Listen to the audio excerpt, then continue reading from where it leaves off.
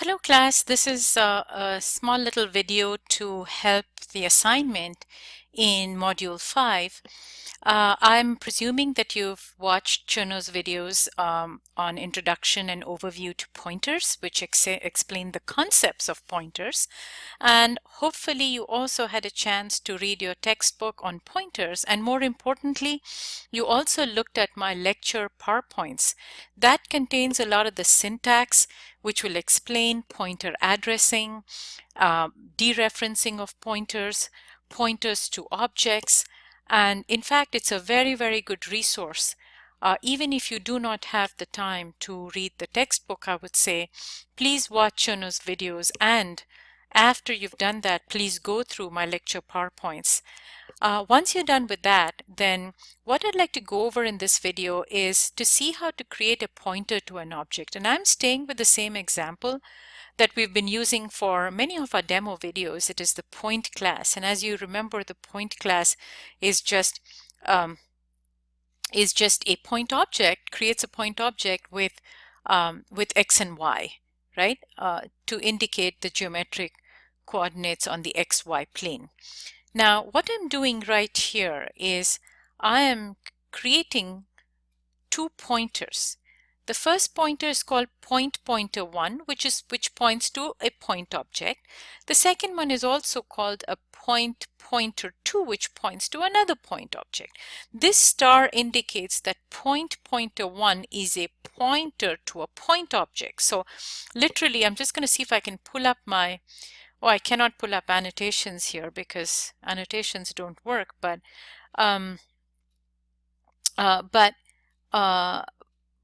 so now let's move on and see.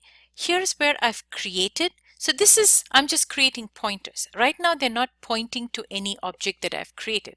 I've just stated an intention that pointer 1 and pointer 2 are not pointers to an int or pointers to a boolean or pointers to a char, but they're going to be pointing to an object.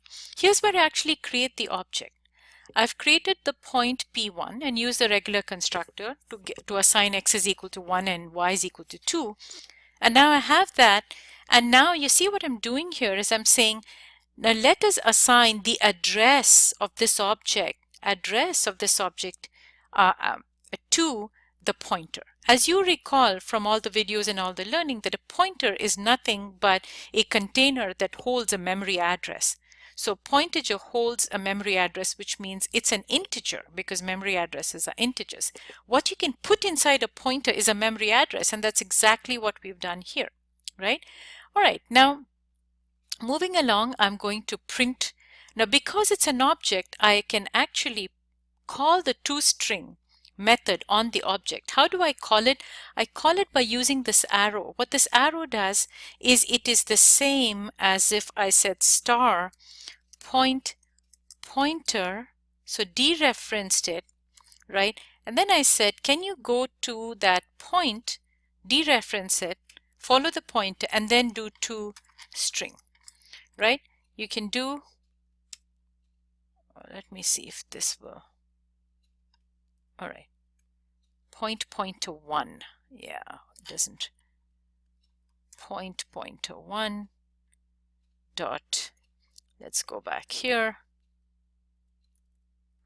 And now you see. So these two statements are exactly the same. If you use the arrow, it's the same as dereferencing the pointer and then call the toString method. So I'd like you to get used to using the arrow because it's less bulky and it's cleaner. Then what we have here is I'm creating another point called P2. The difference between this declaration and this declaration is that the second declaration has new.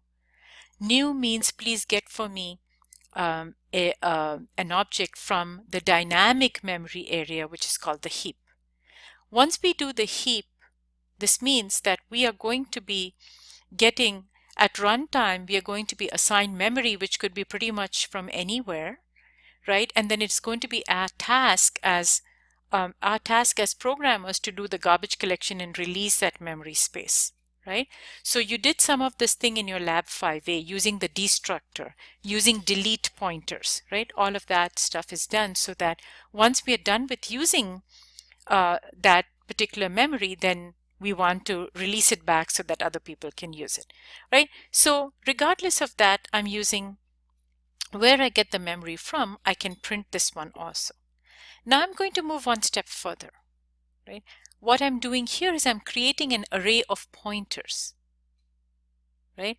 So, and when you have an array of pointers, then each part of the array is going to contain memory addresses, and each memory address points to a point object, right? And what I'm doing here is I'm saying, can you please fill this point array and display it? So let's go to the fill and display method, which is right here. And you can see the header here. This is an array, right, called P, and each element of the array is a pointer to a point object. And what I'm doing here is I'm indexing the array saying for I is equal to 0, I less than 6, right? Create a temporary object, right, at I, so the first one is going to be 1, 1, the second one is going to be 2, 2, and so on, all the way up to 5, 5. And then PI is going to be, this temporary object is going to be assigned to that array element, right? And then after I do that, I'm just going to again traverse the array and print that point object. So let's run this. Let's run this. And as you can see, I've got 1, 1, 2, 2, 3, 3. So this entire array of 6 of 1, 2, 3, 4, 5. I start, 0, 0 has gotten printed here for some reason. 0, 0 all the way through 5, 5. This is the point 1 and point 2 that we created, not the array elements, right? So in fact, what I should do here is I should just do standard cout and line here, and then run this thing again, just so you can see the 6 array elements.